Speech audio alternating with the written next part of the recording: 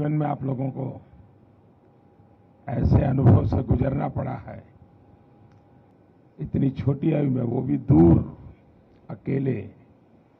मैं कल्पना कर सकता हूं कि किस प्रकार की मानसिक परिस्थिति से आपको गुजरना पड़ा होगा। कठिनाइयों के बीच भी हम ठीक से अभी इवैक्यूएशन कर पा रहे हैं।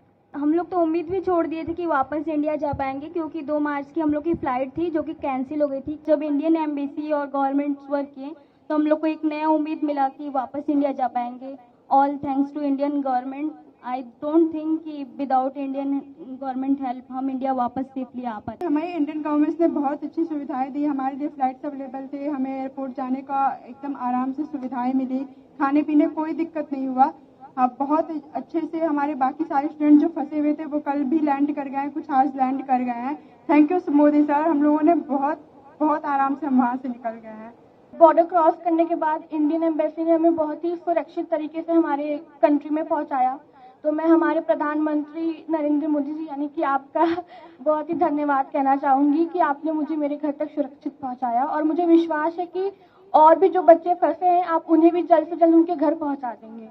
सर 24 तारीख को जब अटैक हुआ तो हमें लगा था कि हम यहाँ से अपने देश वापस नहीं जा पाएंगे, और सर 2 रात हम ऐसे गुजारे जैसे लगा है कि हम मौत को कितने करीब से देख चुके हैं।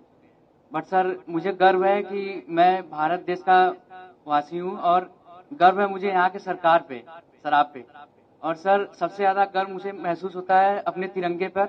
जब हम इवैक्यूएशन से आ रहे तो हमें ऐसी नोटिस मिली थी कि आप अपने बस के आगे और खिड़कियों पे तिरंगे को लगा दीजिए, ताकि जब रशियन आर्मी देखेगी तो आपके केवल तिरंगे से वो आपको टच भी नहीं करेगी। और इस तरह मेरे लिए बहुत बड़ी बात है कि मैं ऐसे महान देश में पैदा हुआ। उस ड्यूरेशन में हमारे पास कोई होप नहीं था, और single hope only is this कि हमारा government and first of all sir specially you sir भगवान के बाद अगर घर में नाम लिया जा रहा था तो सर वो आप थे। मोदी जी हमें बचा लेंगे, अब जो भी कर सकते हैं मोदी जी कर सकते हैं। अब इससे बड़ा हम कुछ कह ही नहीं सकते सर। पेरेंट्स सब होप खो देते हैं सर, क्योंकि हमें बचाने के लिए हमारे पेरेंट्स कुछ भी कर सकते हैं, पर उस सिचुएशन में sir parents can't do anything, and that time they are all wishing from God and they are always, I have no word sir. घर में 100 बार नाम सिर्फ आपका लिया जाता था कि मोदी जी कुछ कर लेंगे, वो ही कुछ कर सकते हैं, अब कोई कुछ नहीं कर सकता। First of all I would like to say that पहली बार हमने इंडियन झंडे की ताकत देखी। हम जब बस पे जाते थे तो करीब 25 चेक पोस्ट हमें मिली जहाँ पे हमारी चेकिंग हुई, आर्मी अंदर आई, बट उन्होंने छोड़ दिया हमें, मतलब हमारे फ्लैग को देख के छोड़ दिया। इवन जो अदर कंट्रीज के बच्चे थे, नाइजीरियन, मोरक्कन, वो सब हमारे झंडे को यूज करके वो लोग वहां से बॉर्डर क्रॉस कर रहे थे।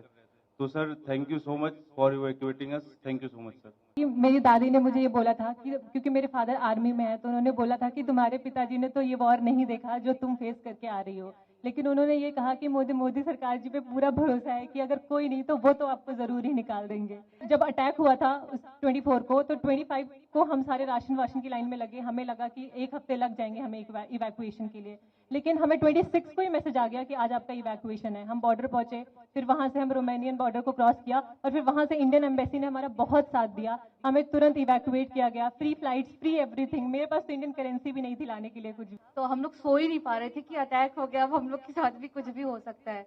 और जब हम लोग स्टडी के लिए गए थे उसके जस्ट 1 हफ्ते बाद मेरे पिताजी का देहांत हो गया। तो उसके बाद मेरी मम्मी इतना ज्यादा पैनिक होती थी हमेशा कि तुम कब आओगी, कैसे आओगी, अब मैं कुछ कर भी पाऊंगी कि नहीं कर पाऊंगी। तो उनके पैनिक होने से मैं भी पैनिक हो जाती थी। तो जैसे ही उनको पता चला कि सरकार ने इतना इंतजाम किया है, आ जाऊंगी, जैसे ही उन्होंने मुझे देखा, आपको इतनी दुआएं दी हैं कि आप हमेशा खुश रहे, आप हमेशा जिए, उसके बाद हम लोग को जरा सी भी दिक्कत कहीं भी महसूस नहीं हुई। हमारा इंडिया इतना अच्छा है कि हमारे फ्लैग के जरिए दूसरे नेशंस के लोग निकल रहे हैं। तो thank you so much sir, thank you so much. हमारा देश मजबूत हो, इन सारी समस्याओं का समाधान उसी में है। उसी प्रकार से मैं तो अभी भी मानता हूं कि अगर देश में पहले से मेडिकल एजुकेशन की नीतियां सही होती तो आप लोगों को बाहर नहीं जाना पड़ता। कौन माँ बाप चाहते कि इस छोटी उम्र में अकेले भेजते, कोई माँ बाप नहीं चाहता। लेकिन हम लगे हैं। देखिए, पहले करीब 300-400 के बीच में हमारे यहाँ मेडिकल कॉलेज थी, अब हम करीब 700 तक पहुंच गए हैं। हर जिले में मेडिकल कॉलेज कर रहे हैं। पहले हमारे देश में कोई 80-90 हजार के बीच में सीटें थी, अब पिछले 5 साल में हम इसको 1.5 लाख तक पहुंचा दिया है। यूपी में भी नए 2100 विद्यार्थियों के लिए सीटें बनाई हैं। यहाँ प्राइवेट मेडिकल कॉलेज भी करीब करीब डबल हो रही है। और मेरी कोशिश है कि हर जिले में मेडिकल कॉलेज हो। जिस प्रकार की कोशिश हम कर रहे हैं, तो शायद 10 साल के भीतर भीतर पिछले 70 साल में जितने डॉक्टर बने हैं उतने नए 10 साल में बन जाएंगे जी। इतना बड़ा काम हो जाएगा, तो फिर बच्चों को बाहर भी नहीं जाना पड़ेगा, मजबूरियां खत्म हो जाएगी, परिवार को भी टेंशन नहीं होगा।